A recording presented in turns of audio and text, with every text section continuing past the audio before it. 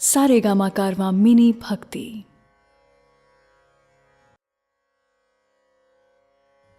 भगवद गीता अध्याय 18। नमस्कार दोस्तों, भगवद गीता के आखिरी अध्याय में पहले तो अर्जुन के प्रश्नों के उत्तर दिए जाएंगे और फिर उसके बाद श्री कृष्ण गीता के लाभ बताएंगे। कहते हैं कि दुनिया के सारे ज्ञान को अगर आप समेट लें, सारे वेद, उपनिषद और शास्त्र निचोड़ लें, तो उसका सार ही भगवद गीता है।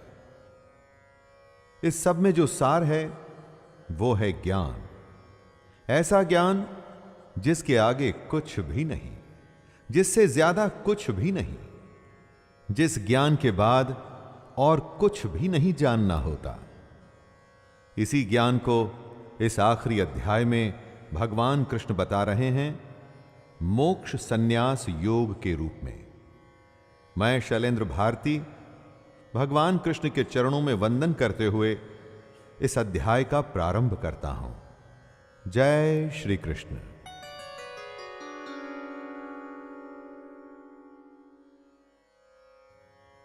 संन्यासस्य महाबाहो तत्त्वम् इच्छामि वेदितुं त्यागस्य च ऋषिकेश पृथक् केशै निषूदन। अर्जुन कहते हैं, हे महाबाहो, हे अंतर्यामिन, हे वासुदेव, मैं सन्यास और त्याग के तत्व को पृथक पृथक जानना चाहता हूं। सन्यास और त्याग सुनने में एक जैसे लगते हैं, लेकिन अलग हैं। कैसे अलग हैं, यही अर्जुन जानना चाहता है। युद्ध को लड़ने से मना कर देने के कारण यह श्रृंखला शुरू हुई थी। अर्जुन की दुविधा थी और कृष्ण के हल थे।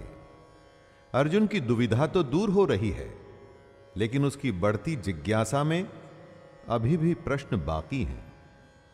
अर्जुन सन्यास और त्याग के फर्क को अलग अलग करके जानना चाहता है।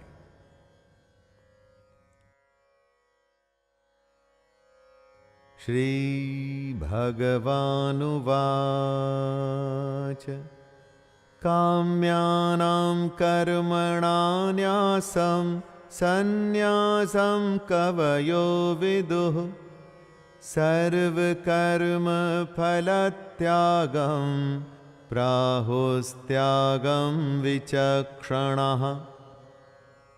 कितने ही बुद्धिमान लोग अपने काम करने वाले कर्मों को छोड़ने को, यानी कि सांसारिक जीवन में नौकरी करना, विवाह करना, धन कमाना आदि के त्याग को ही सन्यास समझते हैं। कुछ दूसरे बुद्धिमान लोग सब कर्मों के फल के त्याग को त्याग मानते हैं। कर्मों के फल के त्याग से यहां मतलब हुआ कि इस लोक और परलोक की संपूर्ण कामनाओं का त्याग। बुद्धिमानों में दो मान्यता होती है दोस्तों। एक के अनुसार अपने सांसारिक जीवन को त्याग देना ही सन्यास है, और दूसरी मान्यता कहती है कि अपना सब कुछ करते हुए अपने कर्मों के फल को त्याग देना ही त्याग है। त्याज्यं दोषवदित्येके कर्म प्राहुर्मनीषिणः यज्ञदान तपः कर्म न त्याज्यमिति चापरे। कई बड़े बड़े विद्वान ऐसा मानते हैं कि कर्म खुद ही दोष युक्त है, इसलिए त्यागने के योग्य है। मतलब कोई भी कैसा भी कर्म हो तो उसमें दोष तो होगा ही, इसलिए हर कर्म त्याग देने के ही लायक है। ऐसी हालत में तो फिर सन्यास ही एक उपाय बचता है। जबकि कई दूसरे विद्वान का ऐसा कहना है कि यज्ञ, दान और तप जैसे कर्म त्यागने योग्य नहीं है। यज्ञ, दान और तप से तो परमात्मा का रास्ता खुलता है। इन्हीं को त्याग देंगे तो भगवान तक कैसे पहुंचेंगे? इसीलिए कई विद्वान ऐसा मानते हैं कि यह कर्म त्यागने लायक नहीं। निश्चयं शृणु मे तत्र त्यागे भरत सत्तमा त्यागो हि पुरुष व्याघ्र त्रिविधः संप्रकीर्तितः। त्याग और सन्यास का अगर शाब्दिक अर्थ देखा जाए तो एक ही है। इसीलिए अर्जुन अपनी शंका दूर करने के लिए दोनों में भेद बताने को कहता है। कृष्ण अलग अलग विद्वानों के अलग अलग मत के बारे में बताते हुए अर्जुन से कहते हैं, हे पुरुष श्रेष्ठ अर्जुन, सन्यास और त्याग इन दोनों में से पहले त्याग के विषय में तू मेरा निश्चय सुन, क्योंकि त्याग सात्विक, राजस और तामस भेद से 3 प्रकार का कहा गया है। यज्ञ और तप की तरह त्याग के भी 3 भेद होते हैं। इन 3 प्रकारों को सुन कि त्याग क्या है, तभी तू इसे अच्छी तरह से समझ सकेगा। यज्ञदान तपः कर्म न त्याज्यं कार्यमेव तत् यज्ञोदानं तपश्चैव पावनानि मनीषिणाम्। कृष्ण कहते हैं कि यज्ञ, दान और तप जैसे कर्म त्यागने नहीं चाहिए, बल्कि ये तो करने के योग्य आवश्यक कर्तव्य हैं। उस पुरुष को बुद्धिमान माना जाता है जो इस ज्ञान को पा चुका है कि उसको अपने सारे कर्म बिना फल और आसक्ति के करने हैं। और ऐसे बुद्धिमान पुरुष खुद को पवित्र करने के लिए ही यज्ञ, दान और तप करते हैं। तो ऐसे में इनका त्याग कैसे किया जा सकता है? अलग विद्वानों के अलग मतों में से कृष्ण सही बात को बताते हुए कहते हैं, यज्ञ, दान और तप जैसे कर्मों को त्यागना नहीं चाहिए। एतान्यपि तु कर्माणि संगं त्यक्त्वा फलानि च कर्तव्यानीति मे पार्थ निश्चितं मतमुत्तमम्। यज्ञ, दान और तप रूप कर्मों का तो त्याग बिल्कुल भी नहीं किया जा सकता, क्योंकि ये तीनों पवित्र करने के लिए होते हैं। लेकिन कृष्ण साथ में ये भी कह रहे हैं कि हम जो भी काम करते हैं उनके फलों और आसक्ति का त्याग अवश्य कर देना चाहिए। जब त्याग करने की बात आई तो कृष्ण ने कर्म त्यागने की बात नहीं की। उन्होंने कहा कि उसके फल और उससे पैदा होने वाली आसक्ति को त्यागना है।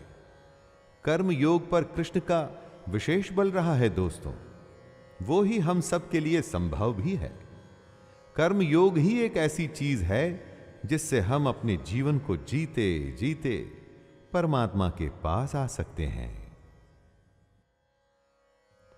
नियतस्य तु सन्न्यासः कर्मणो नोपपद्यते मोहात्तस्य परित्यागस्तामसः परिकीर्तितः। कुछ विद्वानों का ऐसा कहना था कि हर कर्म में कोई न कोई बंधन होता है, इसलिए सारे कर्म ही त्याग दो। श्री कृष्ण ऐसा नहीं मानते। शास्त्र जिसे ठीक ठहराते हैं, जो निर्धारित हैं, जैसे कि यज्ञ, ऐसे नियत कर्मों का त्याग करना उचित नहीं। जो कर्म निषिद्ध हैं या काम्य कर्म जो फल के लिए किए जाते हैं, उनको त्याग देना चाहिए, लेकिन नियत कर्म को कभी नहीं त्यागना चाहिए। जब किसी मोह के चलते हुए हम अपने नियत कर्मों का त्याग करते हैं तो ऐसे त्याग को तामस त्याग कहा जाता है। इस दुनिया की किसी आसक्ति में फंसकर अगर आप अपने कर्तव्य को, कर्म को छोड़ देते हैं तो वो तामस त्याग माना जाएगा। दुःखमित्येव यत्कर्म काय क्लेश भजात् त्यजेत् सकृत्वा राजसं त्यागं नैव त्याग फलं लभेत्। अपने कर्म करना, कर्तव्य निभाना आसान नहीं होता। इससे हमारे शरीर को कष्ट भी होता है। जब कर्म करेंगे तो कोई ना कोई परेशानी तो होगी ही। अब अगर ऐसा मान लेंगे कि जो कोई कर्म है वो सब दुख रूप ही है, और ऐसा समझकर यदि शारीरिक परेशानी के भय से कर्तव्य कर्मों का त्याग कर देंगे तो ये राजस त्याग माना जाएगा। ऐसे त्याग का फल कभी भी नहीं मिलता। वैसे जब भी कोई त्याग किया जाता है तो उसका फल परम शांति होती है। कभी कुछ त्याग करके देखिएगा, आप स्वयं ही समझ जाएंगे दोस्तों। लेकिन शारीरिक परेशानी के चलते अगर आपने अपने कर्मों का त्याग किया तो उसका कुछ भी फल नहीं मिलेगा, क्योंकि वो राजस त्याग है। कार्यमित्येव यत्कर्म नियतं क्रियते अर्जुन संगं त्यक्त्वा फलं चैव सत्यागः सात्विको मतः। शास्त्रों में कहे गए कर्म को ही निर्धारित कर्म या नियत कर्म माना जाता है।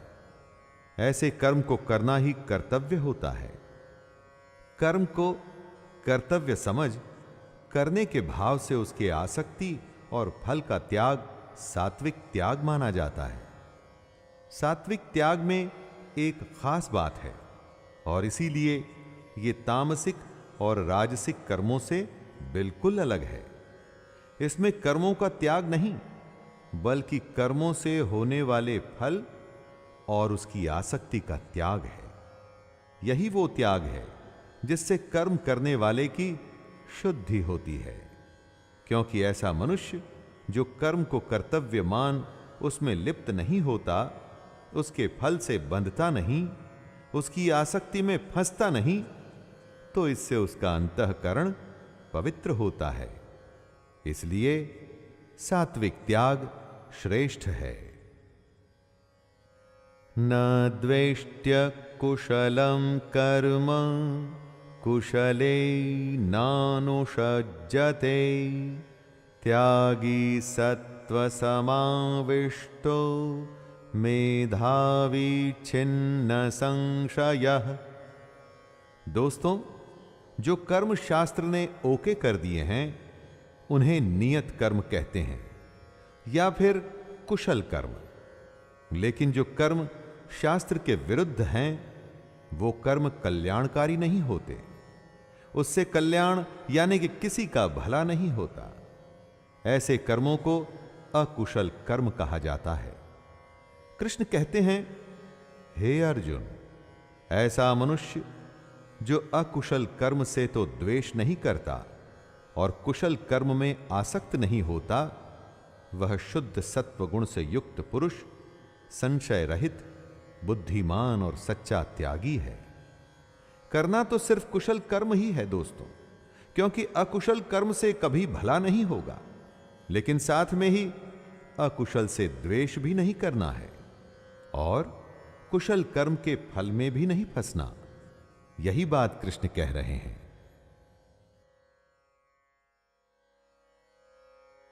न हि देहभृता शक्यं त्यक्तुं कर्माण्यशेषतः यस्तु कर्म फलत्यागी स त्यागेत्यभिधीयते।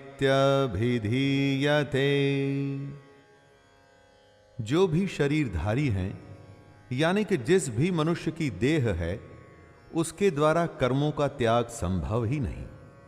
आपके कर्म, आपके संस्कार आपके साथ बंधे होते हैं। जब आप एक शरीर को छोड़ दूसरे शरीर में जाते हैं तो ये संस्कार भी आपके साथ आते हैं। तो चाहे शरीर इस जन्म का हो या अगले जन्म का या उससे भी अगले जन्म का, जब तक शरीर रहेगा ऐसा संभव ही नहीं कि आप अपने कर्मों का त्याग कर दें। जो कर्म फल का त्याग कर सकता है बस वो ही त्याग है, बाकी कुछ नहीं। त्यागी सिर्फ उसी को कहा जाएगा जो अपने कर्मों के बंधन में बंधता नहीं। अनिष्टमिष्टं मिश्रं च त्रिविधं कर्मणः फलं भवत्यत्यागिनां प्रेत्य न तु सन्न्यासिनां क्वचित्। जो सकाम कर्म करते हैं उनके कर्मों का फल उन्हें मिलता ही है, अच्छा, बुरा या फिर मिला हुआ।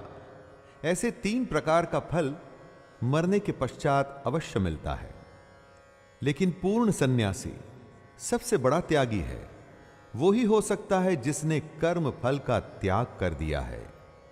कर्म फल का त्याग कर देने वाले मनुष्यों के कर्मों का फल किसी काल में भी नहीं होता। और जब ऐसा होता है तो इसका अर्थ है कि वो मनुष्य जन्म के फेरे से बच गया है। उसी को परम धाम मिलेगा और इसी को ही शुद्ध सन्यास कहते हैं। गेरुए वस्त्र पहनकर अगर दुनिया की वस्तुओं में लगाव है ना दोस्तों, तो वो सन्यास नहीं माना जाता और ना ही त्याग माना जाता है। पंचैतानि महाबाहो कारणानि निबोध मे सांख्ये कृतान्ते प्रोक्तानि सिद्धये सर्वकर्मणाम्। अविद्या की वजह से हम अपने अंदर की आत्मा को नहीं देख सकते, अपने अंदर के कृष्ण को नहीं देख पाते, बस कर्म किए चले जाते हैं और उन कर्मों के बंधन में फंसते चले जाते हैं। लेकिन सिद्धि तो तभी प्राप्त होती है जब आप कर्मों की समाप्ति कर सकें। लेकिन साथ में कृष्ण ये भी कहते हैं कि जब तक शरीर है तब तक कर्मों को त्यागना संभव नहीं। इसी उलझन को दूर करने के लिए कृष्ण संपूर्ण कर्मों की सिद्धि के लिए 5 उपाय बता रहे हैं। और ये 5 उपाय सांख्य शास्त्र में कहे गए हैं, वही कृष्ण बता रहे हैं। अधिष्ठानं तथा कर्ता करणं च पृथग्विधं विविधाश्च पृथक् चेष्टा दैवं चैवात्र पंचमम्। 5 उपाय जो सांख्य शास्त्र में कहे गए हैं उन्हें बताते हुए कृष्ण कहते हैं, पहला है अधिष्ठान, यानी कि करने वाले का शरीर, जहां इच्छा, द्वेष, सुख और ज्ञान की अभिव्यक्ति होती है। दूसरा है कर्ता, मतलब हमारा मन। उसके बाद करण, जिन इंद्रियों और साधनों द्वारा कर्म किए जाते हैं वो। तीसरा है अलग अलग चेष्टाएं, जैसे कि सांस लेना और इस तरह की दूसरी वायु से जुड़ी क्रियाएं या दूसरे काम। चौथा है आधार, यानी कि साधन। जिन इच्छाओं के साथ साधन जुड़ जाते हैं वहां वो काम पूरे हो जाते हैं। और 5वां है दैव। ये 5 वो उपाय हैं जिनसे हम अपने कर्मों की सिद्धि कर सकते हैं। कर्मों की सिद्धि यानी कि अपने कर्मों को शास्त्र अनुसार कर सकते हैं। शरीर वांग मनोभिर्यत् कर्म प्रारभते नरः न्यायं वा विपरीतं वा पंचैते तस्य हेतवः। अधिष्ठान यानी शरीर, कर्ता यानी मन, इंद्रियां, चेष्टाएं और पांचवा है देव। कोई भी मनुष्य जो भी कोई कर्म करता है वो इन्हीं 5 कारणों से करता है। वो कर्म या तो शास्त्रानुकूल होते हैं अथवा विपरीत होते हैं, लेकिन होते इन्हीं 5 कारणों से हैं। अपने मन, वाणी और शरीर से हम इन 5 कारणों का प्रयोग करते हैं और उससे या तो वो कर्म होते हैं जिनकी शास्त्र अनुमति देते हैं या उसके विपरीत कर्म होते हैं। अगर आपने अपने कर्मों को सिद्ध करना है दोस्तों, तो यह जानना बहुत जरूरी है कि कर्म कैसे किए जाएं, और यही बात कृष्ण समझा रहे हैं। तत्रैवं सति कर्तारम् आत्मानं केवलं तु यः पश्यत्यकृतबुद्धित्वान् न स पश्यति दुर्मतिः। सारे कर्म 5 कारणों की वजह से होते हैं, लेकिन वो पुरुष जिनमें बुद्धि कम है या ज्ञान ज्यादा है, वो ऐसा मानते हैं कि कर्ता आत्मा है, तो वो गलत समझते हैं। आत्मा तो शुद्ध स्वरूप है, उसे आप कर्ता नहीं मान सकते। जो बार बार जन्म लेता है, अपने कर्मों में फंसा रहता है और हर बार इस दुनिया में आके और भी ज्यादा अज्ञानी हो जाता है, उसे दुर्बुद्धि कहते हैं। ऐसा मनुष्य सब कुछ देखता हुआ भी नहीं देखता, इसीलिए वो आत्मा को कर्ता समझता है।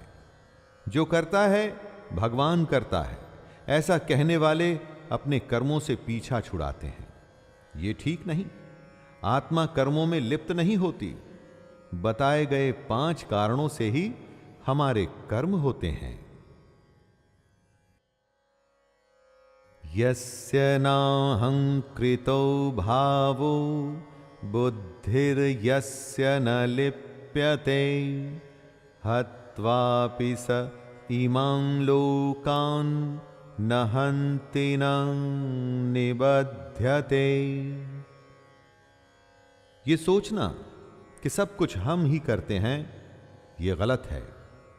आप करता नहीं हैं। जिस पुरुष के अंतःकरण में मैं करता हूं ऐसा भाव नहीं आता, वो ही ज्ञानी होता है, बाकी पुरुष नहीं। जिसकी बुद्धि सांसारिक पदार्थों में और कर्मों में लिपायमान नहीं होती, कर्म और उसके पदार्थों में नहीं बंधती, वो पुरुष ज्ञानी होता है। ऐसा ज्ञानी पुरुष वास्तव में न तो मरता है और न पाप से बंधता है, क्योंकि वो जीने मरने से मुक्त हो जाता है। कृष्ण ऐसा कई बार कह चुके हैं। उसी को दोहराते हुए वो समझा रहे हैं कि कर्म करना है, लेकिन उसके फल में इच्छा नहीं रखनी। फल में आसक्ति ही वो बंधन है जिससे सबको छूटना है, और तभी कर्मों की सिद्धि संभव होगी। ज्ञानं ज्ञेयं परिज्ञाता त्रिविधा कर्म चोदना करणं कर्म कर्तेति त्रिविधः कर्म संग्रह। ज्ञाता उसे कहते हैं जिसे ज्ञात होता है, यानी कि जानने वाला। जिसके द्वारा जाना जाए वो ज्ञान कहलाता है, और जिसे जाना जाता है उसे ज्ञेय कहते हैं, यानी कि जानने में आने वाली वस्तु। ज्ञाता, ज्ञान और ज्ञेय ये तीनों कर्म प्रेरणा है, अर्थात इनसे ही कर्म करने की प्रेरणा मिलती है। अब कृष्ण कर्म संग्रह के बारे में बता रहे हैं। कर्म करने वाले का नाम होता है कर्ता। जिन साधनों से कर्म किया जाए उनको कहते हैं करण, और कुछ भी करने का नाम होता है क्रिया। ये तीनों कर्म संग्रह है। ज्ञाता, ज्ञान और ज्ञेय की प्रेरणा से हम कर्म करते हैं। उसके बाद कर्ता, करण और क्रिया से हमारे सारे कर्म इकट्ठे होते हैं। ज्ञानम कर्म च कर्ता च त्रिधैव गुणभेदतः प्रोच्यते गुणसंख्याने यथा वक्षणो तान्यपि सर्वभूतेषु येनैकं भावमव्ययमीक्षते अविभक्तं विभक्तेषु तज्ज्ञानं विद्धि सात्विकम्। जो शास्त्र गुणों की संख्या की बात करते हैं, उनमें ज्ञान, कर्म और कर्ता, इन गुणों के तीन तीन प्रकार कहे गए हैं। ये तीनों प्रकार ही अब कृष्ण बता रहे हैं। सबसे पहले ज्ञान के प्रकार बताए जा रहे हैं, और ज्ञान में सबसे पहले है सात्विक ज्ञान, वो ज्ञान जिसके बाद कुछ भी नहीं है। दोस्तों, ये ज्ञान की सबसे परिपक्व, सबसे मैच्योर्ड अवस्था है। सात्विक ज्ञान से गुणों का अंत हो जाता है। कौन से गुण? वो गुण जो हमारे कर्म के कर्ता होते हैं।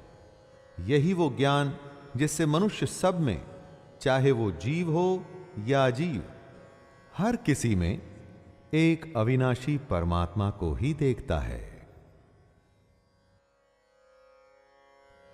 पृथक्त्वेन तु यज्ञानं नाना भावान् पृथग्विधान् वेत्ति सर्वेषु भूतेषु तज्ज्ञानं विद्धि राजसम्।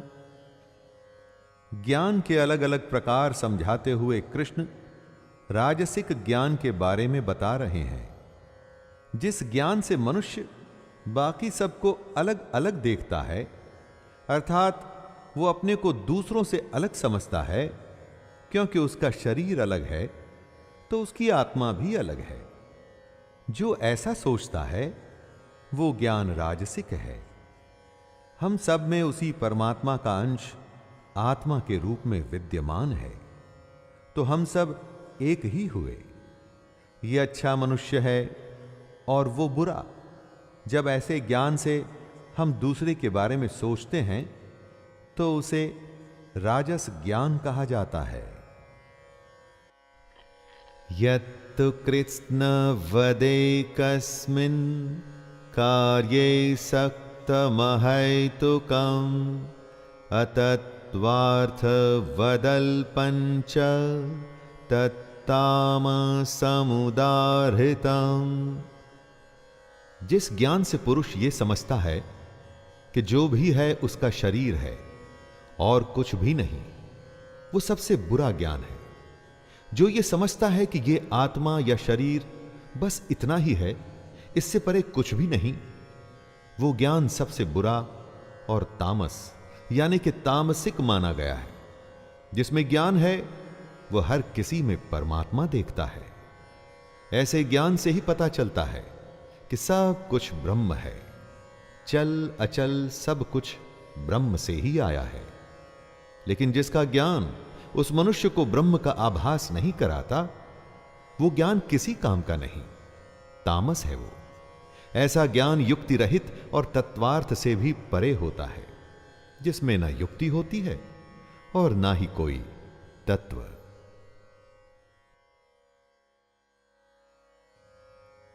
नियतं संगरहितं अरागद्वेषतः कृतं अफलप्रेप्सुना कर्म यत् तत्सात्विकमुच्यते। अब कृष्ण कर्म के अलग अलग प्रकार बता रहे हैं। कृष्ण कह रहे हैं, हे अर्जुन, जो कर्म शास्त्र विधि से नियत किया हुआ और कर्तापन के अभिमान से रहित हो तथा फल न चाहने वाले पुरुष द्वारा बिना राग द्वेष के किया गया हो, वह सात्विक कहा जाता है। कर्म शास्त्रों के अनुसार होना चाहिए और उसको करने वाले में यानी कि कर्ता में अभिमान नहीं होना चाहिए। कर्म को करने वाले आपके गुण होते हैं, आप नहीं। मैंने ये किया है, इस अभिमान से जो दूर होता है उसके द्वारा किया गया शास्त्रानुसार कर्म ही सात्विक कहलाता है। यत्तु कामेप्सुना कर्म साहंकारेण वा पुनः क्रियते बहुलायासं तद्राजसमुदाहृतं। मान लीजिए कि कर्म शास्त्र के अनुसार है, नियत है और निर्धारित भी है, जैसा कि कृष्ण कहते हैं, लेकिन उसके करने वाले में अहंकार है और यह कर्म भोगों की चाह के लिए किया जा रहा है, तो ऐसा कर्म राजसिक माना जाता है। कर्म तो यह पुरुष भी वो ही कर रहा है जो सात्विक कर्म करने वाले ने किया, लेकिन इस कर्म को करने में अहंकार आ गया। करने के पीछे उद्देश्य भोगों की चाह है, फल की इच्छा है, इसीलिए यह कर्म सात्विक नहीं माना जाएगा, चाहे इस कर्म में कितना ही परिश्रम क्यों न किया गया हो, लेकिन उसके बावजूद भी इसको राजसिक ही माना जाएगा। अनुबंधं क्षयं हिंसां मनवेक्ष्य च पौरुषं मोहादारभ्यते कर्म यत्तामसमुच्यते। बिना सोचे समझे जो कर्म किया जाता है उसका क्या? जिस कर्म को करते हुए उसके परिणाम के बारे में नहीं सोचा जाता, जिस कर्म में यह नहीं सोचा जाता कि कितनी हिंसा होगी और क्या उस कर्म को करने में कर्ता का सामर्थ्य भी है, ऐसे कर्म को तामसिक कहा जाता है। तामसिक कर्म अज्ञान से शुरू होता है। सोच और समझ का जिन कर्मों में एकदम अभाव होता है वो कर्म तामसिक माना जाता है। तमोगुण से जो कर्म होते हैं वो तामसिक कर्म होते हैं। इसलिए दोस्तों, अगली बार जब आप कुछ भी करें तो पहले सोचिएगा कि आपका कर्म कौन सी श्रेणी में आता है।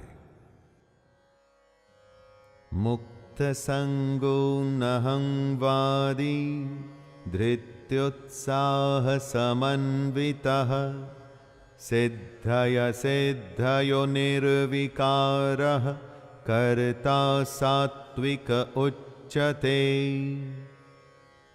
कृष्ण कर्ता के रूपों को समझा रहे हैं। कर्ता यानी कि करने वाला। सबसे पहले सात्विक कर्ता, जो कर्ता संग रहित है अर्थात आसक्ति से रहित है, जो कर्म करते हुए घमंड में बड़ी बड़ी बातें नहीं करता, वो कर्ता जिसमें धैर्य भी है और उत्साह भी, ऐसा कर्ता सात्विक माना जाता है। सात्विक कर्ता काम के पूरा होने पर ना तो खुश होता है और ना ही उदास होता है।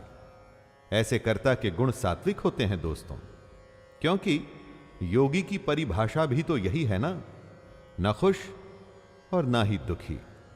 सात्विक कर्ता बस अपने कर्म को कर्तव्य की तरह करता है, बिना डींगे हांके और बिना खुश और दुखी हुए। रागी कर्म फल प्रेप्सुर लुब्धो हिंसात्मको शुचिः हर्ष शोकान्वितः कर्ता राजसः परिकीर्तितः। जिस कर्ता में आसक्ति है यानी कि मोह है और वो कर्म करते हुए उसके फल को चाहता है, वो राजसिक कर्ता माना जाता है। राजसिक कर्ता की पहचान होती है उसका लोभ। वो सब कुछ लालच में आके करता है। दूसरों को कष्ट देने में उसे परेशानी नहीं होती। जो न अंदर से ही शुद्ध होता है और ना ही बाहर से। जो बहुत ज्यादा खुश होता है या बहुत ज्यादा दुख में रहता है, वो राजसिक कहलाता है। जब मोह में आके किसी लालच यानी कि कर्म के फल के लिए कर्म किया जाता है, जहां दूसरे की परेशानी को न सोच के बस अपना काम निकाला जाता है, तो या तो खुशी होती है या दुख, और ऐसा करने वाले को ही राजसिक कर्ता कहा जाता है। आयुक्तः प्राकृतः स्तब्धः शठो नैष्कृतिको लसः विषादी दीर्घसूत्री च कर्ता तामस उच्यते। अब कृष्ण समझा रहे हैं तामसिक कर्ता को। जैसा कि नाम से समझ में आता है, तामसिक कर्ता यानी कि नाश करने वाला। जो मनुष्य काम के लिए अयुक्त है, मतलब कि ठीक नहीं है, जिसमें शिक्षा की कमी है, जो घमंडी और धूर्त है, वो ही तामसिक कर्ता माना जाता है। तामसिक कर्ता दूसरों की जीविका यानी लाइवलीहुड का नाश करने वाला होता है। दोस्तों, ऐसा कर्ता शोक करने वाला, एक नंबर का आलसी और दीर्घ सूत्री होता है। दीर्घ सूत्री उसे कहते हैं जो आज की बात को कल पे टालता है और बस टालता ही जाता है। खुद को देखिए, अपने लोगों को और दोस्तों को देखिए और सोचिए कि आप कौन से कर्ता हैं। बुद्धिर्भेदं धृतेश्चैव गुणतस्त्रिविधं शृणु प्रोच्यमानमशेषेण पृथकत्वेन धनंजय। ज्ञान, कर्म और कर्ता के भेद बताने के बाद अब कृष्ण बुद्धि और धृति के गुणों के अनुसार उनके 3 प्रकार के भेद बता रहे हैं। हमारे चित्त में बुद्धि भी होती है और धृति भी। बुद्धि तो आप जानते ही हैं, जिससे कि आप लोग सोचते हैं, समझ को ग्रहण करते हैं, और धृति यानी कि धारण करने की शक्ति, खुद को रोकने की शक्ति। बुद्धि और धृति में बड़ा गहरा संबंध है। जब आप खुद को रोक सकेंगे, अपने पर नियंत्रण कर सकेंगे, तभी तो बुद्धि को कोई विचार अच्छा लगेगा। या फिर जब विचार आ गया, तब उसको अमल में लाने के लिए, इंद्रियों का विषय बनाने के लिए हमें खुद पर नियंत्रण करना पड़ता है। प्रवृत्तिं च निवृत्तिं च कार्याकार्ये भयाभये बंधं मोक्षं च या वेति बुद्धिः सा पार्थ सात्विकी। इस श्लोक में कृष्ण सात्विक बुद्धि को समझा रहे हैं। जो बुद्धि प्रवृत्ति मार्ग और निवृत्ति मार्ग का भेद समझाती है, वो सात्विक है। प्रवृत्ति मार्ग यानी कि गृहस्थ में रहते हुए फल और आसक्ति को त्याग देना, और बुद्धि का केवल लोक शिक्षा के लिए इस्तेमाल करना। और निवृत्ति मार्ग होता है जब देहाभिमान को त्याग कर संसार से विरक्त हो, बस परमात्मा को सोचते हुए विचरना। ज्यादातर ऋषि मुनि निवृत्ति मार्ग को ही अपनाए हुए हैं। इसी तरह से जो बुद्धि कर्तव्य और अकर्तव्य को, भय और अभय को तथा बंधन और मोक्ष को असल में जानती है, उनके यथार्थ को जानती है, वह बुद्धि सात्विकी कहलाती है। यया धर्मं च कार्यं चाकार्यमेव च अयथावत् प्रजानाति बुद्धिः सा पार्थ राजसी। जो बुद्धि धर्म और अधर्म भेद नहीं कर पाती, वो बुद्धि राजसी कहलाती है। शास्त्र जिसके लिए हां कहते हैं, वो धर्म होता है, और जिसके लिए मना करते हैं, वो अधर्म होता है। बुद्धि ही इन दोनों में फर्क बताती है, और जो बुद्धि फर्क नहीं बता पाती, संदेह में रहती है, वो राजसी होती है। इसी तरह से राजसिक बुद्धि कर्तव्य और अकर्तव्य का भी अंतर नहीं जानती।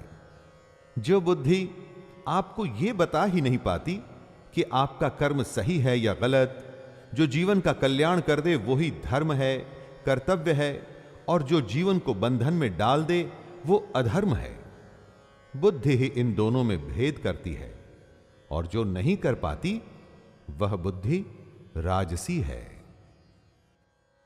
अधर्मं धर्ममिति या मन्यते तमसावृता सर्वार्थान् विपरीतांश्च बुद्धिः सा पार्थ तामसी। जो बुद्धि विपरीत करने की सलाह देती है, उल्टा करने को कहती है, वो तामसिक होती है। तमोगुण से घिरी हुई बुद्धि अधर्म को धर्म मानती है। सात्विक बुद्धि यथार्थ को बताती है, मतलब सच को। राजसिक बुद्धि संदेह में रहती है, लेकिन जो तामसिक होती है वो बुद्धि सिर्फ उल्टा बताती है। ऐसी बुद्धि को विपरीत ज्ञान की गठरी भी कहते हैं दोस्तों। जब उल्टी बुद्धि या उससे हासिल उल्टे ज्ञान पर चलेंगे तो स्वाभाविक है कि कभी सही जगह पर पहुंच ही नहीं पाएंगे। ऐसी बुद्धि का निष्कर्ष या अंजाम सिर्फ विपरीत ही होता है।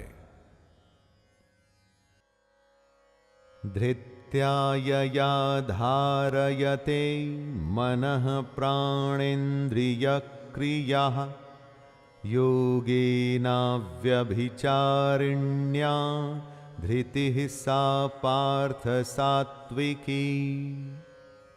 धृति वो होती है जिससे आप अपने निर्धारित लक्ष्य को अपनी आंखों से हटने नहीं देते। इसे ही धारणा शक्ति कहते हैं। श्री कृष्ण सात्विक धृति के बारे में बता रहे हैं।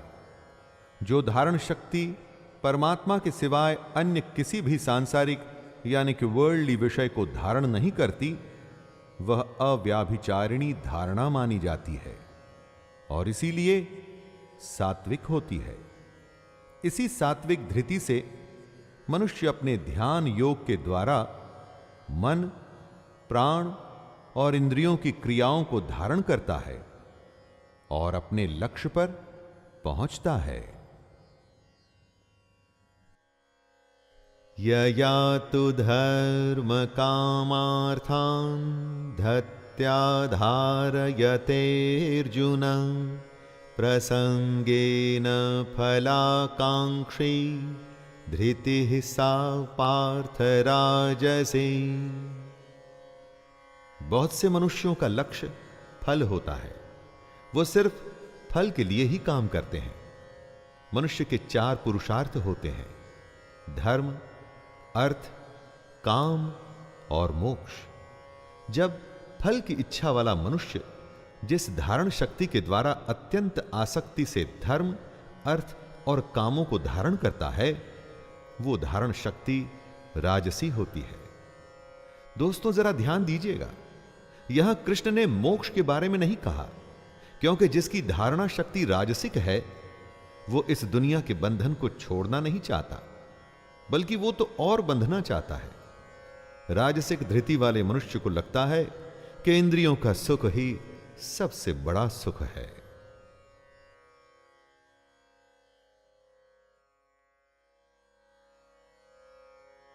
यया स्वप्नं भयं शोकं विषादं मदमेव च न विमुञ्चति दुर्मेधा धृतिः सा पार्थ तामसी। कितने ही लोग होते हैं जिन्हें हम बुरा मानते हैं दोस्तों। दुष्ट, विलन, अलग अलग नामों से बुलाते हैं उनको। उनके बारे में कृष्ण कहते हैं, हे पार्थ, दुष्ट बुद्धि वाला मनुष्य जिस धारण शक्ति के द्वारा निद्रा, भय, चिंता और दुख को तथा उन्मत्तता को भी नहीं छोड़ता, अर्थात धारण किए रहता है, वह धारण शक्ति तामसी है। अब समझिए दोस्तों कि क्यों कोई दुष्ट अपनी दुष्टता छोड़ता नहीं, क्योंकि उसकी धारणा शक्ति ही तामसिक है। नींद, शक, चिंता और पागलपन को जो धारण किए रहता है, जो इनके अधीन है, वो भला अपनी दुष्टता को कैसे छोड़ेगा। सुखम त्विदानीं त्रिविधम शृणु मे भरतर्षभ, अभ्यासाद्रमते यत्र दुःखान्तं च निगच्छति, यत्तदग्रे विषमिव परिणामे मृतोपमं, तत्सुखं सात्विकं प्रोक्तम् आत्मबुद्धि प्रसादजम्। दोस्तों, इन 2 श्लोक में कृष्ण सुख को डिफाइन कर रहे हैं, उसके प्रकार बता रहे हैं। जब हम छोटे थे तो क्या पढ़ने में हमारा मन लगता था? नहीं। लेकिन बड़े होकर अब जब उसी पढ़ाई से हम अपना जीवन चलाते हैं, तब जाके उस पढ़ाई का मोल समझ में आता है। उसी तरह से सांसारिक विषय में फंसे हुए पुरुष को परमात्मा के भजन, उसका ध्यान, सेवा आदि का अभ्यास शुरू शुरू में अच्छा नहीं लगता, विष लगता है, पढ़ाई करते हुए बच्चे की तरह। लेकिन बाद में यही भगवान का भजन, उसका ध्यान अमृत हो जाता है, जब उस परमात्मा की प्राप्ति होती है। जिस सुख में साधक दुखों के अंत को प्राप्त हो जाता है, जो सुखों दुखों का अंत कर देता है, ऐसा सुख जो आरंभ काल में यद्यपि विष के तुल्य प्रतीत होता है, परंतु परिणाम में अमृत के तुल्य है, वह सुख सात्विक होता है। विषयेन्द्रिय संयोग्याद् दत्तदग्रे मृतोपमं, परिणामे विषमिव तत्सुखम राजसं स्मृतम्। जो सुख पहले विष लगे और बाद में अमृत, और जो दुखों का अंत करे, वो सात्विक होता है। और जो सुख विषय और इंद्रियों के संयोग से हो, यानी कि हमारी दुनिया के सारे सुख, वो राजसिक होते हैं। इन सुखों की पहचान है कि पहले पहले तो ये अमृत के जैसे लगते हैं, बड़ा आनंद आता है जब आप धन कमाते हैं, नाम कमाते हैं, फिर उस धन और नाम के लिए काम करते हैं। लेकिन बाद में ये अमृत विष बन जाता है, जब अर्जित किए हुए बल, वीर्य, बुद्धि, धन, उत्साह और परलोक का नाश होता है। विषय और इंद्रियों के संयोग से होने वाले सुख के परिणाम को विष के तुल्य कहा गया है। इसीलिए ये सुख राजस कहा गया है। यदग्रे चानुबंधे च सुखम मोहनमात्मनः, निद्रालस्य प्रमादोत्थम तत्तामसमुदाहृतम्। निद्रा, आलस्य और प्रमाद में कई मनुष्यों को बड़ा सुख मिलता है, बहुत आनंद आता है, और शुरू में ही नहीं, अंत तक वो इस सुख को ही सब कुछ मानते हैं। ऐसा सुख तामसिक होता है। जो सुख भोग काल में तथा परिणाम में भी आत्मा को मोहित करने वाला है, ऐसा निद्रा, आलस्य और प्रमाद से उत्पन्न सुख तामस कहा गया है। आलस तमोगुण का धर्म है। आलसी मनुष्य बस टालता है, कभी कुछ करता नहीं, और इसी में उसे सुख मिलता है। ऐसे पुरुष इतने आलसी होते हैं कि सोचने की भी कोशिश नहीं करते, उसमें भी उन्हें आलस आता है, और इसी में उन्हें सुख भी मिलता है। इस तरह का सुख है तो विष, लेकिन शुरू और अंत में अमृत लगता है और उसी को तामसिक कहते हैं। न तदस्ति पृथिव्यां वा दिवि देवेषु वा पुनः सत्वं प्रकृतिजैर्मुक्तं यदेभिः स्यात् त्रिभिर्गुणैः। सत, रज और तम, इन 3 गुणों में सब समाया है। दोस्तों, कृष्ण ने हमें अपने आत्मनिरीक्षण यानी कि सेल्फ एनालिसिस के लिए ही ज्ञान, कर्म, कर्ता, बुद्धि और धृति का भेद बताया है। अपने काम, अपनी समझ, अपने मन के बारे में सोच के हम ये जान सकते हैं कि ये तीनों में से कौन सी श्रेणी में आते हैं। कृष्ण कहते हैं कि पृथ्वी में या आकाश में अथवा देवताओं में ऐसा कोई भी प्राणी नहीं जो प्रकृति से उत्पन्न इन 3 गुणों से रहित हो। सब कुछ इन 3 गुणों से ही परिभाषित होता है।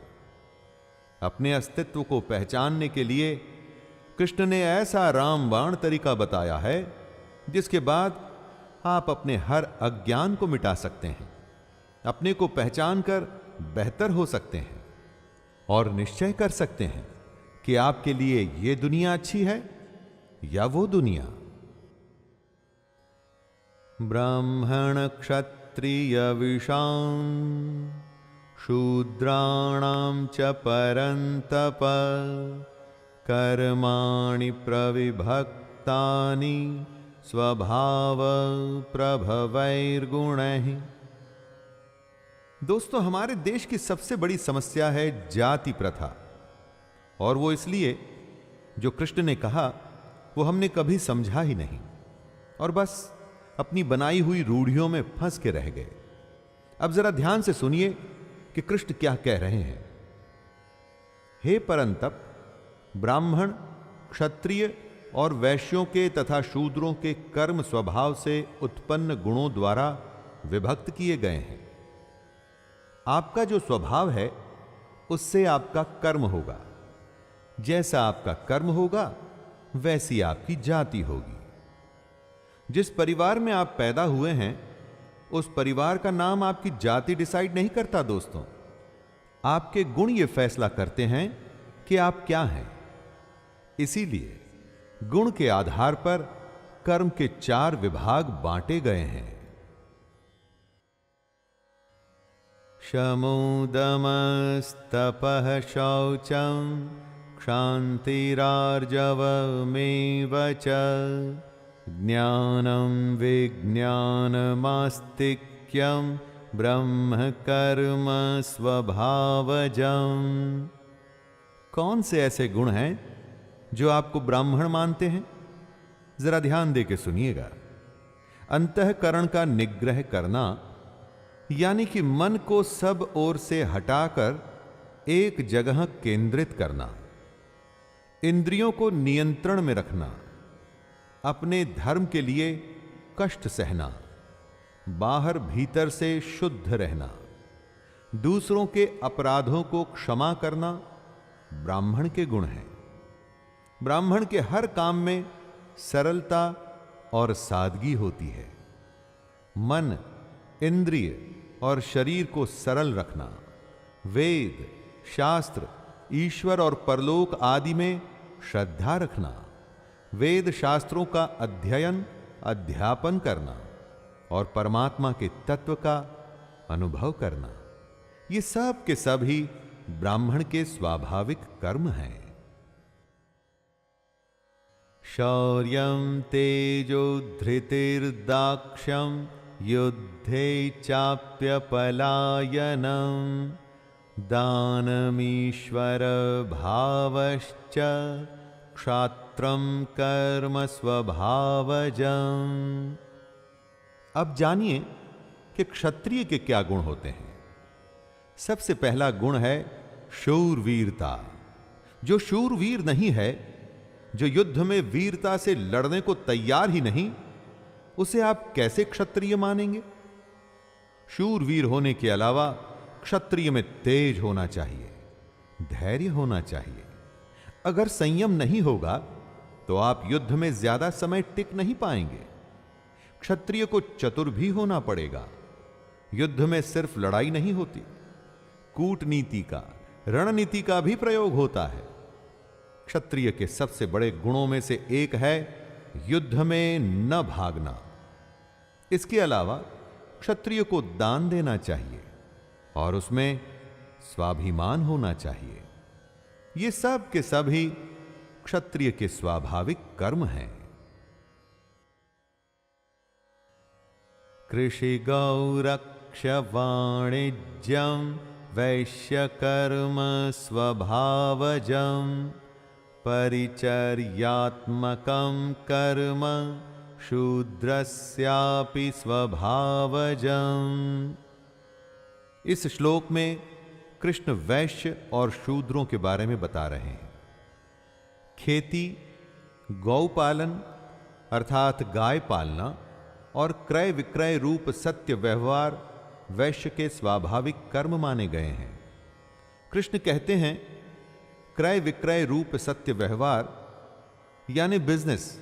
जी हां दोस्तों, सच्चा बिजनेस वस्तुओं के खरीदने और बेचने में तौल, नाप और गिनती आदि से कम देना अथवा अधिक लेना अर्थात लेन देन में बेईमानी तथा झूठ, कपट, चोरी और जबरदस्ती से अथवा अन्य किसी प्रकार से दूसरों के हक को ग्रहण कर लेना सत्य व्यवहार नहीं होता। बिजनेस में यह सत्य व्यवहार वैश्य के स्वाभाविक कर्म है। शूद्र यानी जो अल्पज्ञ है, जिसमें ज्ञान की कमी है, जिसमें ज्ञान कम है, वो अपना उद्धार सिर्फ बाकियों की सेवा से ही कर सकता है। उसके लिए और कोई चारा नहीं। अगर आप अपना ज्ञान बढ़ाते नहीं तो आप शूद्र की श्रेणी में आएंगे और तब सबकी सेवा करना ही शूद्र का स्वाभाविक कर्म होगा। स्वे स्वे कर्मण्यभिरतः संसिद्धिं लभते नरः स्वकर्मनिरतः सिद्धिं यथा विन्दति तच्छृणु। आपके गुणों से आपके कर्म होते हैं और जो अपने अपने स्वाभाविक कर्मों में तत्परता से लगा हुआ होता है वो मनुष्य भगवत प्राप्ति रूप परम सिद्धि को प्राप्त हो जाता है। यहां पर सीख यह है दोस्तों कि सबको अपने स्वकर्म करने हैं, उसी में निरंतर लगे रहना है। अगर आप अपने स्वकर्म में लगे रहेंगे तो फिर आपको सिद्धि पाने से कोई नहीं रोक सकता। अगर आप अच्छे गुण ग्रहण करेंगे तो आपके कर्म अच्छे होंगे और उन्हीं अच्छे कर्मों को अगर आप तत्परता से करेंगे, मन, वचन और पूरी मेहनत से करेंगे तो परम सिद्धि को अवश्य प्राप्त होंगे। यतः प्रवृत्तिर्भूतानां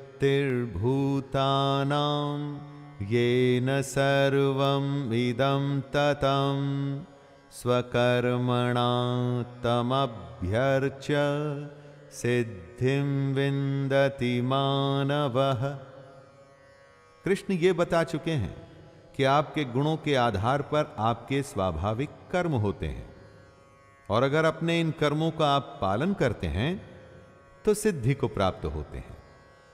दोस्तों, जैसे बर्फ एक रूप है लेकिन असल में तो पानी है, उसी तरह से ये पूरी दुनिया भी अलग अलग रूप में है लेकिन असल में तो ब्रह्म है।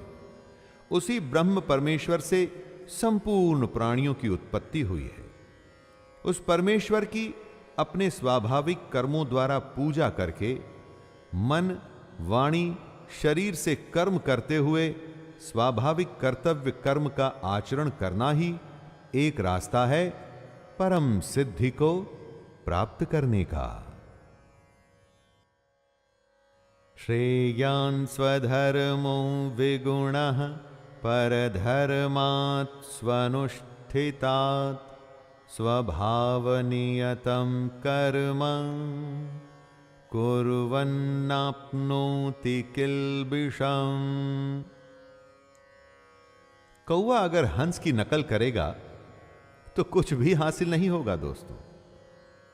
अगर दूसरों को देख आप उसके जैसा करने की कोशिश करेंगे तो आप कहीं के नहीं रहेंगे। आपको अपना कर्म करना है, अपना धर्म निभाना है। अच्छे प्रकार से आचरण करते हुए दूसरे के धर्म से अपना धर्म श्रेष्ठ है। जो अपना धर्म निभाता है वो मनुष्य पाप को कभी प्राप्त नहीं होता। आप जानते हैं आप दूसरे की नकल कब करते हैं? जब आपको ईर्ष्या होती है तभी आप दूसरे के जैसा होना चाहते हैं। परंतु मित्रों, ऐसा करके कभी सिद्धि नहीं मिलती। हर हालत में अपना धर्म और अपना कर्म करते रहना है। सहजं कर्म कौन्तेय सदोषमपि न त्यजेत सर्वारंभा हि दोषेण धूमेनाग्निरिवावृताः। अगर आग होती है तो धुआं भी होता है। उसी तरह से अगर कर्म है तो उसमें भी दोष तो होगा ही। अगर आपका कर्म दोष युक्त है लेकिन आपका धर्म है तो उसे करना चाहिए। कृष्ण कहते हैं, हे कुंती पुत्र, दोष युक्त होने पर भी सहज कर्म को नहीं त्यागना चाहिए। सहज कर्म वही है जो आपके स्वभाव से पैदा हुआ है। स्वभाव क्या है? जो आपके गुण से पैदा हुआ है। अपने गुण को पहचान आपको अपना कर्म करना है। यह नहीं सोचना कि दूसरा क्या कर रहा है या आपको उसके जैसा नहीं करना है। सिर्फ अपना निज धर्म, निज कर्म करना है, और वो भी पूरी सच्चाई से। असक्त बुद्धि सर्वत्र जितात्मा विगत स्पृहः नैष्कर्म्य सिद्धिं परमां संन्यासेनाधिगच्छति। सांख्य योगी यानी कि सन्यासी कैसे ब्रह्म को प्राप्त होता है, उसी का उल्लेख कृष्ण इस श्लोक में कर रहे हैं। सबसे पहले सन्यासी को होना है सर्वत्र आसक्ति रहित बुद्धि वाला, यानी कि बच्चे, पत्नी, दुनिया, जिसकी किसी में भी आसक्ति नहीं, जो इन सब के मोह से मुक्त हो चुका है, वो जो स्पृहा रहित है, वो यानी कि जिसकी तृष्णा, प्यास खत्म हो चुकी है। अगर तृष्णा होती है तो आप फल के लिए कर्म करते हैं। इसीलिए सन्यासी को तृष्णा रहित होना है। और तीसरा, जिससे सन्यासी ब्रह्म को प्राप्त कर सकता है, वो जो अपना अंतःकरण यानी कि अपना मन जीत चुका है। ऐसा सन्यासी पुरुष सांख्य योग के द्वारा उस परम नैष्कर्म्य सिद्धि को प्राप्त होता है। नैष्कर्म्य सिद्धि यानी कि कर्म करते हुए भी कर्म न करने की स्थिति, जो कर्म योगियों को ही प्राप्त होती है। सिद्धिं प्राप्तो यथा ब्रह्म तथाप्नोति निबोध मे समासेनैव कौन्तेय निष्ठा ज्ञानस्य या परा। जब आपको कुछ मिल जाता है तो उसके बाद उस वस्तु की आवश्यकता खत्म हो जाती है। उसी तरह से सिद्धि होती है। जब आप सिद्धि पा लेते हैं तो उसके बाद आपके लिए कुछ भी प्राप्त करने के लिए रह नहीं जाता। मतलब जब आप अपने मन पर जीत पा लेंगे, अपनी इंद्रियों को वश में करके अपनी कामना और अपने मोह को खत्म कर लेंगे, तो फिर आप सिद्ध की श्रेणी में आएंगे दोस्तों। यही योग है। और जो ज्ञान योग से प्राप्त होता है वो सबसे बड़ा ज्ञान है। सांख्य योगी यानी कि सन्यासी के लिए सबसे बड़ी सिद्धि है नैष्कर्म्य सिद्धि, इस सिद्धि के बाद वो मनुष्य ब्रह्म को प्राप्त होता है। बुद्ध्या विशुद्धया युक्तो धृत्यात्मानं नियम्य च शब्दादीन् विषयान् त्यक्त्वा रागद्वेषौ व्युदस्य च विविक्तसेवी लघ्वाशी यत्वाक्कायमानस ध्यानयोगपरो नित्यं वैराग्यं समुपाश्रितः अहंकारं बलं दर्पं कामं क्रोधं परिग्रहं विमुच्य निर्ममः शांतो ब्रह्म भूयाय कल्पते। एक सन्यासी के लिए नैष्कर्म्य सिद्धि से ब्रह्म को प्राप्त करने की विधि क्या है, यही कृष्ण समझा रहे हैं। कर्मयोगी तो निष्काम कर्म योग की स्थिति से ब्रह्म को प्राप्त हो जाता है, लेकिन सन्यासी जिसने सब कुछ त्याग दिया, उसका क्या? उस सन्यासी की बुद्धि विशेष रूप से शुद्ध होनी चाहिए, यानी कि वो बुद्धि जो सात्विक ज्ञान देती है। उसको हल्का, सात्विक और नियमित भोजन करने वाला होना चाहिए। सन्यासी जिसे एकांत पसंद है, जिसकी धारण शक्ति सात्विक है, वो सन्यासी जिसने अपना अंतःकरण और इंद्रियों को संयम में किया हुआ है, जिसने अपनी मन, वाणी और शरीर को वश में किया हुआ है, जिसने ऐसा वैराग्य या सन्यास ले रखा है कि न किसी से मोह है और न किसी से द्वेष, जिसने अपने अहंकार, बल, घमंड, काम और क्रोध का त्याग किया हुआ है और जो निरंतर ध्यान करता है, ऐसा ममता रहित सन्यासी ही शांति युक्त होता है और सच्चिदानंद घन ब्रह्म को प्राप्त होता है।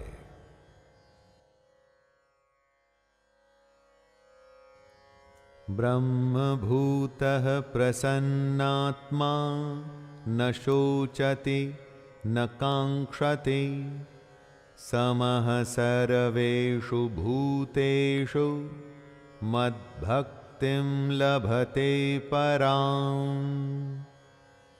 वो सांख्य योगी जो वैराग्य और सन्यास की सबसे बड़ी सिद्धि पा लेता है, वो उस ब्रह्म में ही केंद्रित रहता है।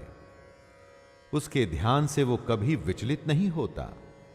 ऐसा प्रसन्न मन वाला योगी न तो किसी के लिए शोक करता है और न किसी की आकांक्षा ही करता है। दोस्तों, सांख्य योगी की सबसे बड़ी भक्ति क्या होती है?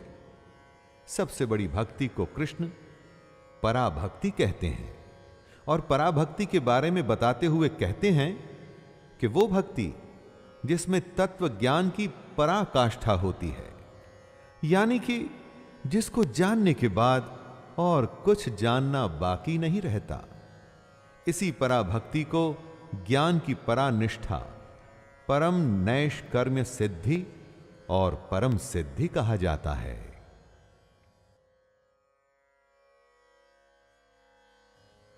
भक्त्या मामभिजानाति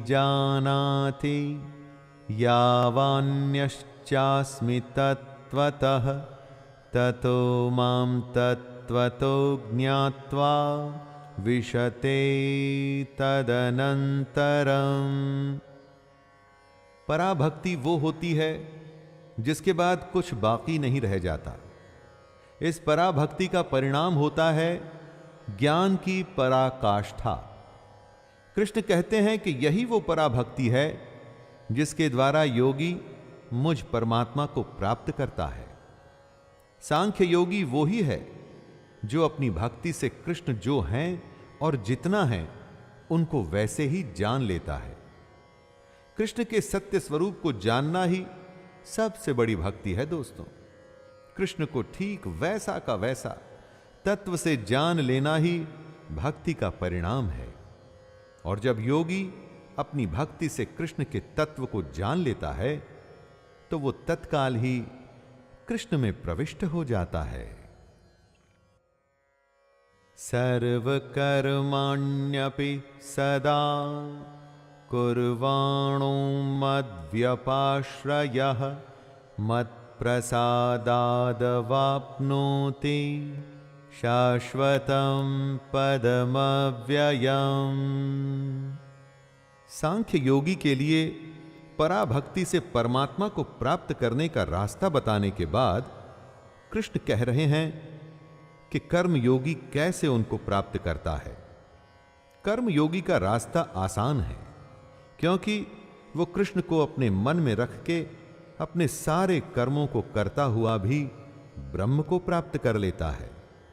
जिस तरह से सांख्य योगी की पराभक्ति, उसकी ज्ञान निष्ठा उसको परम पद पर लेके जाती है, उसी तरह कर्मयोगी का निष्काम कर्म भी उसको उसी गंतव्य पर लाता है। वो कर्मयोगी जिसका एक ही आश्रय है कृष्ण, ऐसा कर्मयोगी कृष्ण की कृपा से सनातन अविनाशी परम पद को प्राप्त हो जाता है। चेतसा सर्वकर्माणि मयि सन्न्यास्य मत्परः बुद्धियोगमुपाश्रित्य मच्चित्तः सततं भव।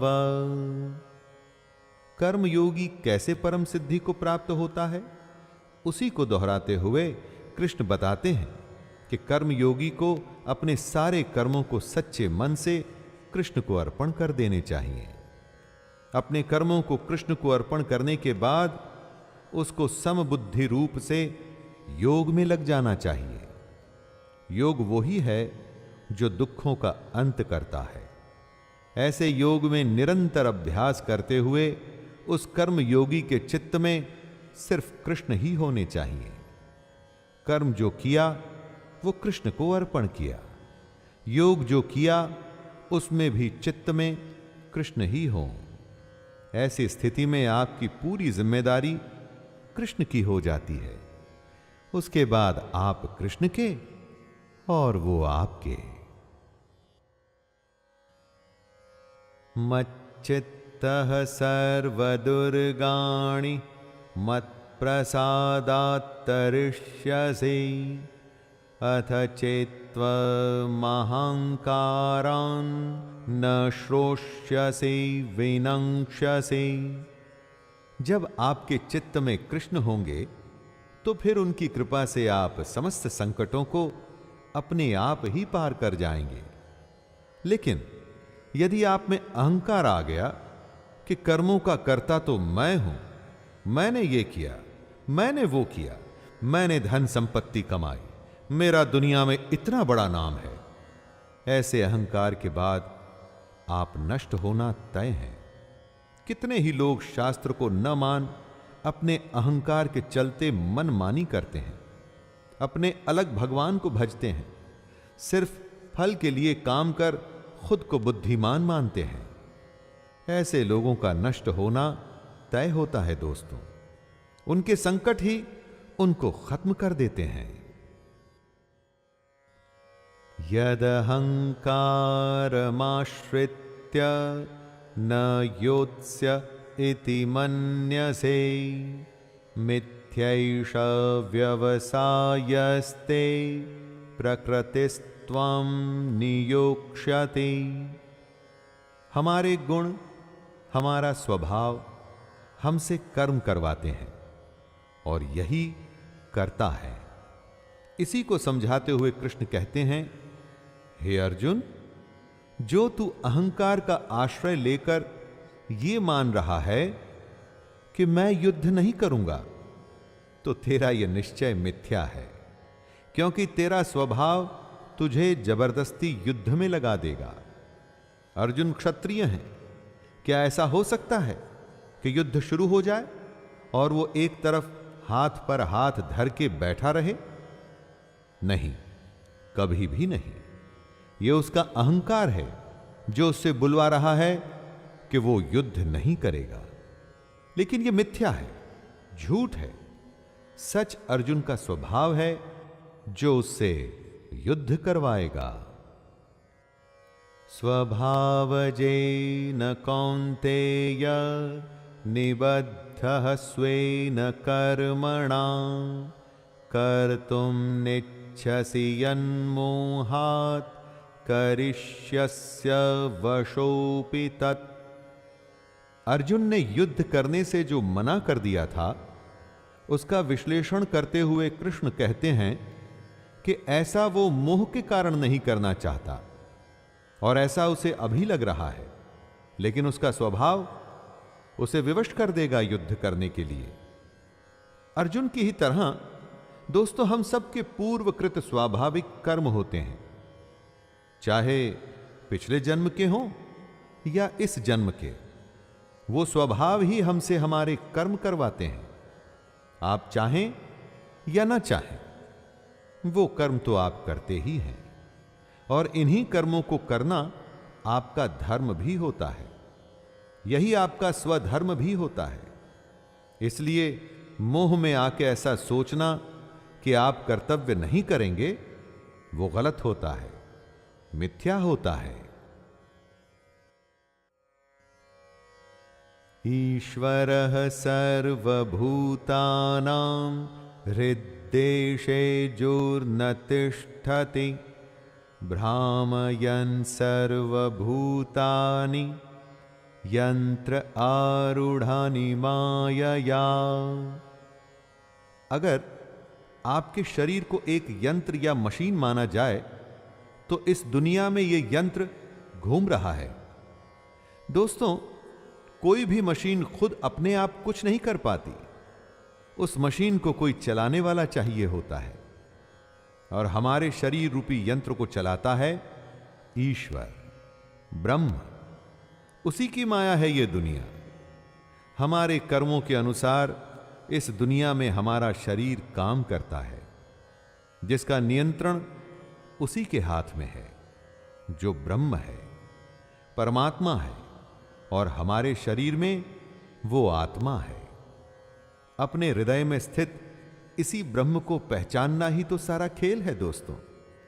जब तक आप नहीं पहचानते, इस माया का प्रपंच चलता ही रहता है, चलता ही रहता है, चलता ही रहता है।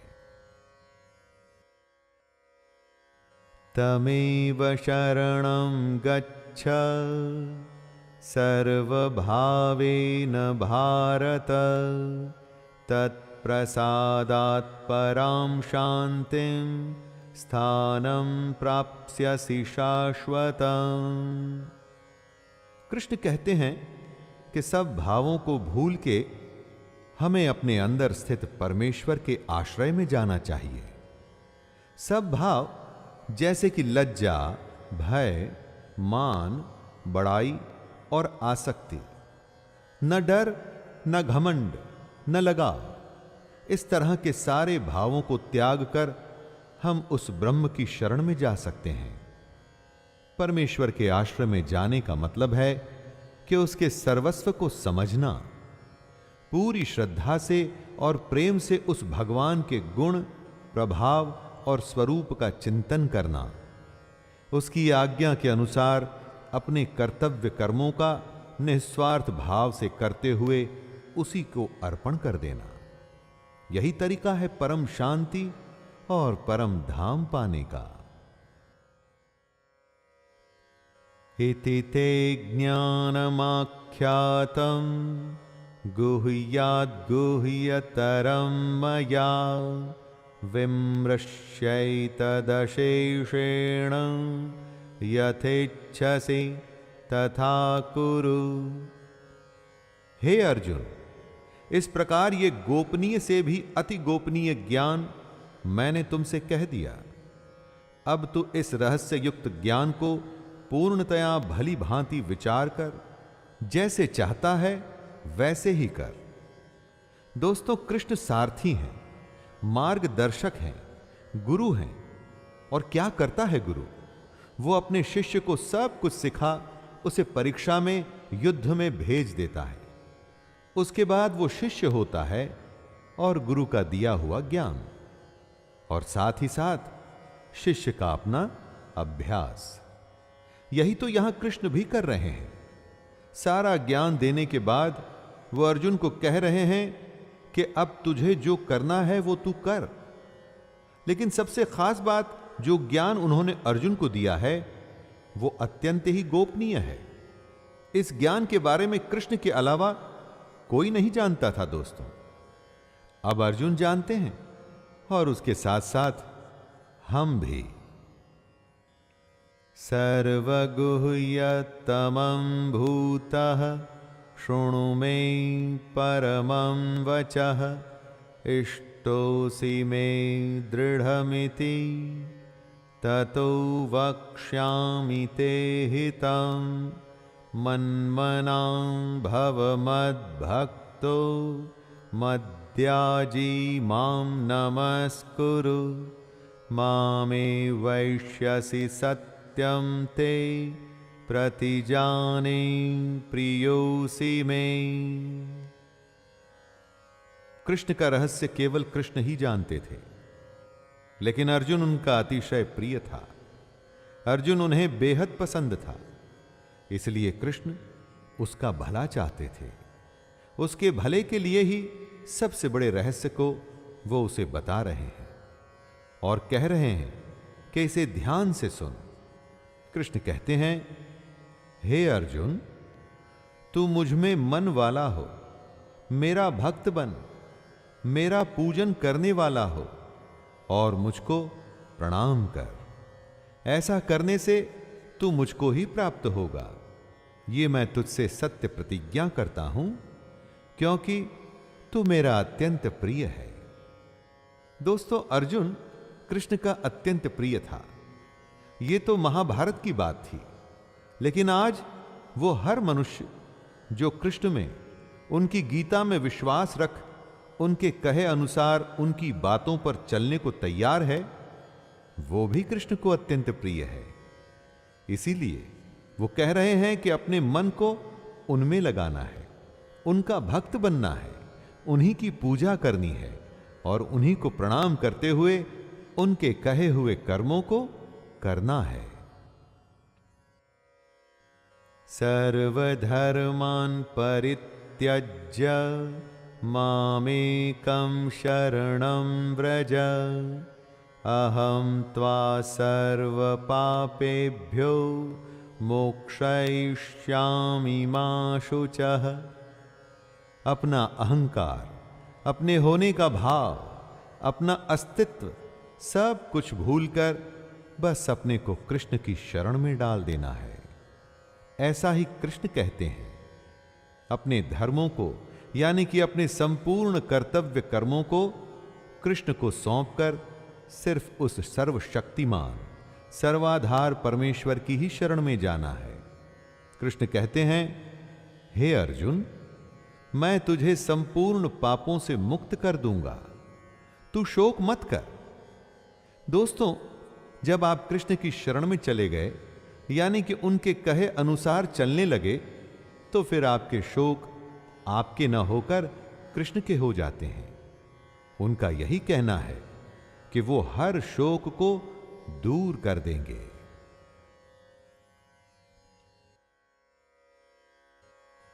इदं ते न तपस्काय न भक्ताय कदाचन न चाशु श्रूषवे वाच्यं न च मां योऽभ्यसूयते।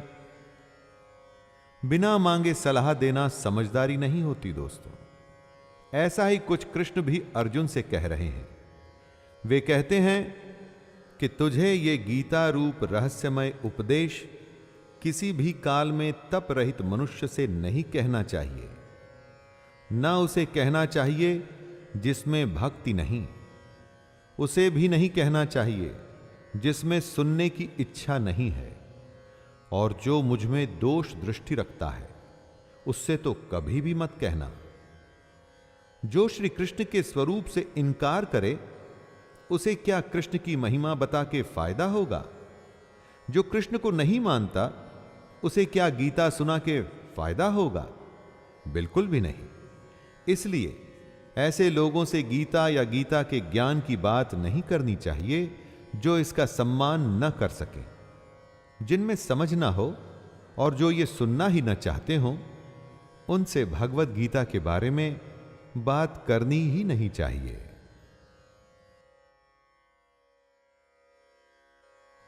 यैमं परमं गुह्यं मद्भक्तेष्वभिधास्यति भक्तिं मयि परां कृत्वा मामे वैष्यत्य संशयः। कृष्ण कहते हैं कि जो उनके स्वरूप से इनकार करता है उसे गीता नहीं सुनानी चाहिए। जिसमें भक्ति नहीं उसको गीता का ज्ञान देना व्यर्थ है। लेकिन साथ में कृष्ण ये भी कहते हैं कि जो पुरुष मुझ में परम प्रेम करके इस परम रहस्य युक्त गीता शास्त्र को मेरे भक्तों में कहेगा वह मुझको ही प्राप्त होगा। इसमें कोई संदेह नहीं है। यहां कहेगा से सिर्फ यह मतलब नहीं कि आप गीता पाठ करेंगे।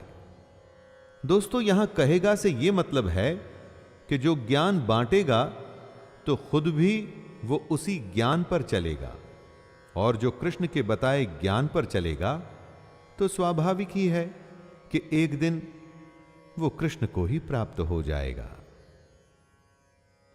न च तस्मान् मनुष्येषु कश्चिन्मे प्रियकृत्तमः भविता न च मे तस्मादन्यः प्रियतरो भुवि। कृष्ण ने अर्जुन को अपना सबसे प्रिय बताया, और वो इसलिए क्योंकि कृष्ण जानते थे कि अर्जुन उनका सबसे बड़ा भक्त है। सबसे बड़ा भक्त इसलिए नहीं कि अर्जुन उनकी भक्ति करता था, इसलिए कि वो कृष्ण को अपना गुरु मान उनकी हर कही बात पर चलता था। ऐसा कृष्ण हर किसी के लिए कह रहे हैं। दोस्तों, जो भी सच्चे भाव से गीता का प्रचार करेगा वो कृष्ण को सबसे अधिक प्रिय है।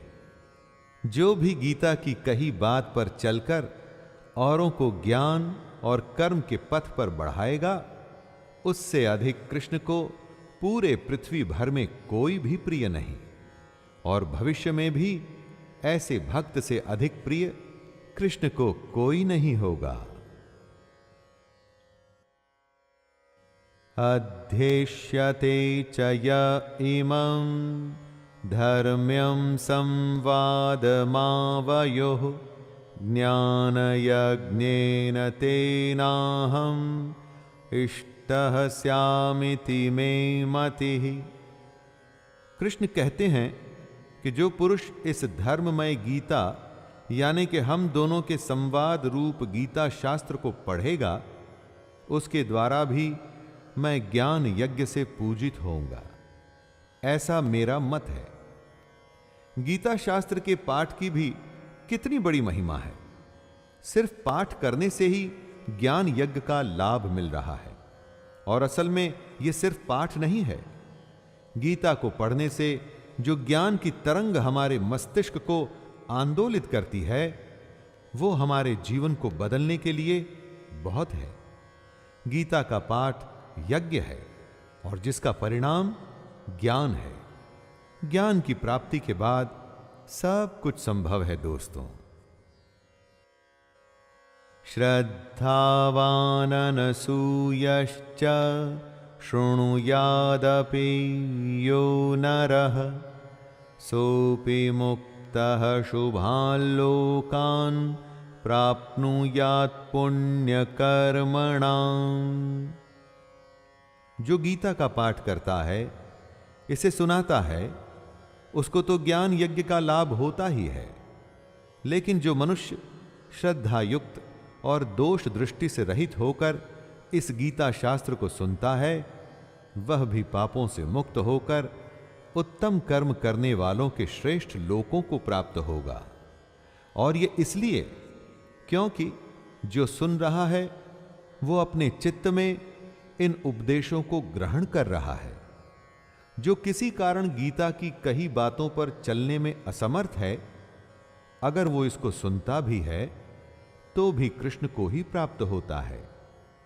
यहां पर सबसे बड़ी बात है गीता के ज्ञान को अपने अंदर समाहित करना।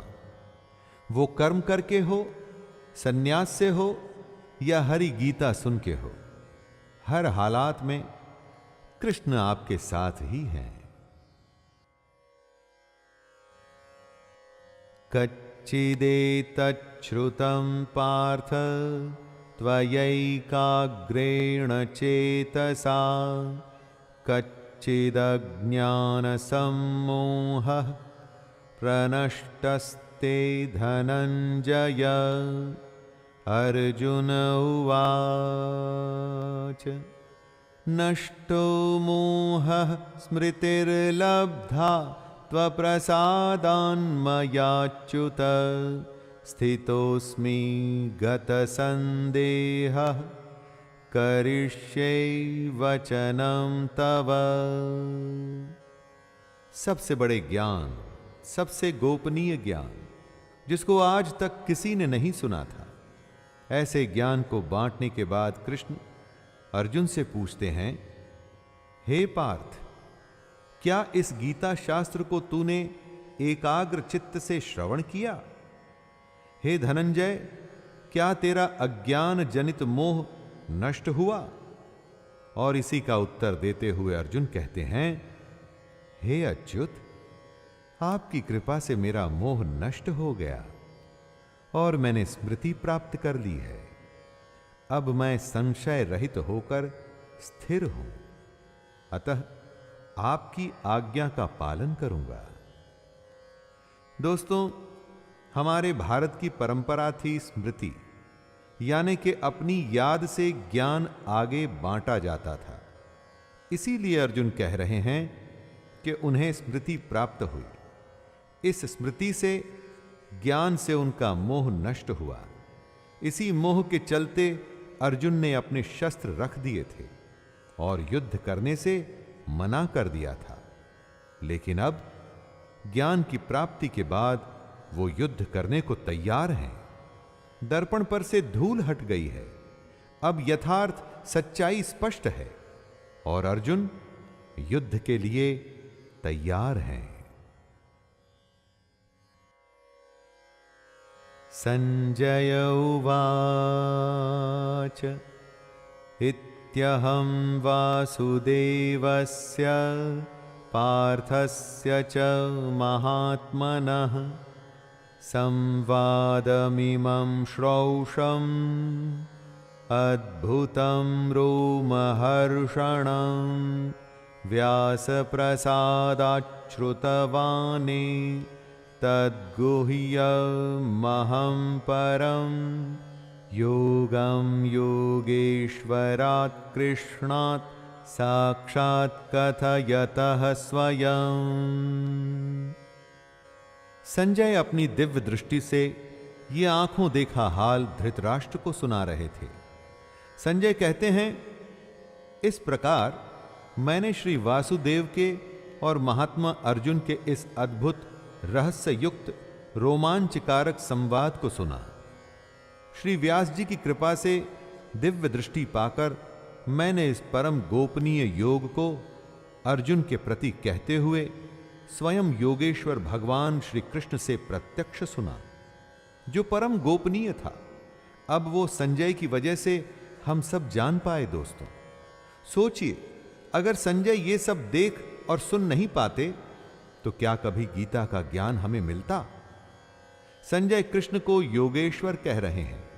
वो भी उनका असली स्वरूप जान चुके हैं। योगेश्वर यानी कि जो स्वयं योगी हो और दूसरों को भी योग प्रदान करने की शक्ति रखता हो।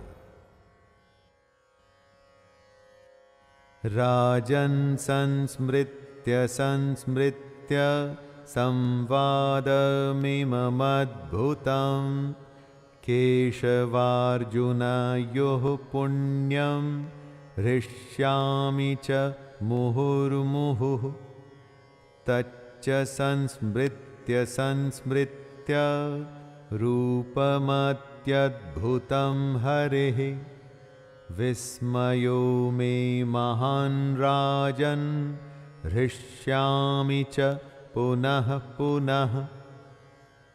संजय धृतराष्ट्र से कहते हैं, हे राजन, भगवान श्री कृष्ण और अर्जुन के इस रहस्य युक्त कल्याणकारक और अद्भुत संवाद को पुनः पुनः स्मरण करके मैं बार बार हर्षित हो रहा हूं। जो संजय सुन चुके थे, अब वो हमेशा के लिए उनके साथ था। एक तरह से उनके लिए विश्वास करना मुश्किल हो रहा था कि इतना बड़ा रहस्य, दुनिया का सबसे बड़ा ज्ञान उन्होंने स्वयं सुना। इसी बात को बार बार सोचकर वो खुश हो रहे हैं। दोस्तों, आप ही सोचिए, जिसने अभी अभी योग का सबसे बड़ा ज्ञान स्वयं कृष्ण से सुना हो, उसकी खुशी आखिर कैसे रुकेगी। संजय के चित्त में महान आश्चर्य है। यही वजह है उनके बार बार हर्षित होने की। एक बार आप भी गीता के ज्ञान को अर्जित करने की कोशिश करिए। मुझे पूर्ण विश्वास है कि आप भी हर्ष से भर जाएंगे।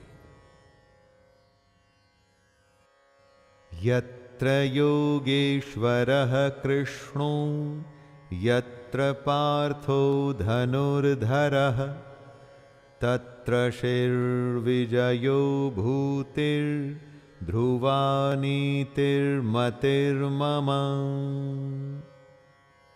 गीता के इस कृष्ण अर्जुन संवाद को खत्म करते हुए संजय कहते हैं, हे राजन, जहां योगेश्वर भगवान श्री कृष्ण हैं और जहां गांडीव धनुषधारी अर्जुन है, वहीं पर श्री, विजय, विभूति और अचल नीति है, ऐसा मेरा मत है।